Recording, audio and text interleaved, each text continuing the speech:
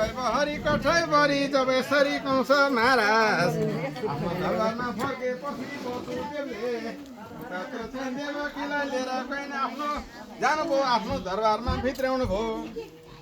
भित्राइसकेपछि उतात्र चाहिँ देवकी आज भन्दा भोलि भन्दा दिन गन्दा गन्दा एवं रीतले गरिकन गरे मिनी भएको आज भन्दा भोलि भन्दा 10 मास पुरा हुन गएको नारायण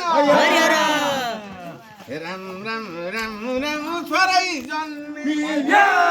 हरे राम छोरै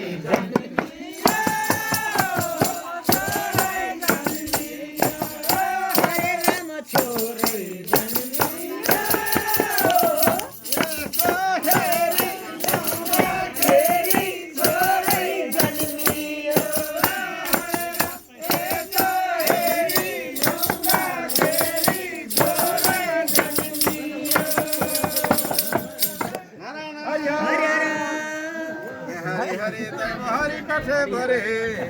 जब वसुदेव र देवकी देवकीको कोखाबाट छोरै जन्म हुन गएको फेरि वसुदेव कस्तो भन्दाखेरि वचनको पक्का भएपछि त्यो भर्खर जन्मेको बालक बोकेर जानु आफ्नो जेठामलाई म त वचनको पक्का गर्ने मान्छे मैले यो पहिलो बालक मैले छोरा जन्मेको रहेछ त्यो पनि हजुरलाई जिम्मा लाउनले भन्दाखेरि उतातिर चाहिँ कंस महाराजले यसो विचार गर्नुभयो भान्जा हो यो त 8औं गर्भ मेरो काल हुन्छ भनेछ यो पहिलो गर्भ यसलाई केलाई काट्नु भन्दाखेरि यसलाई काट्दिन म भनेर जब छोड्न लागेन भएको थियो त्यही बेलामा नारद मुनि आउनुभयो। नारद मुनि आएर भन्नु लाग्नुभयो हे कंस महाराज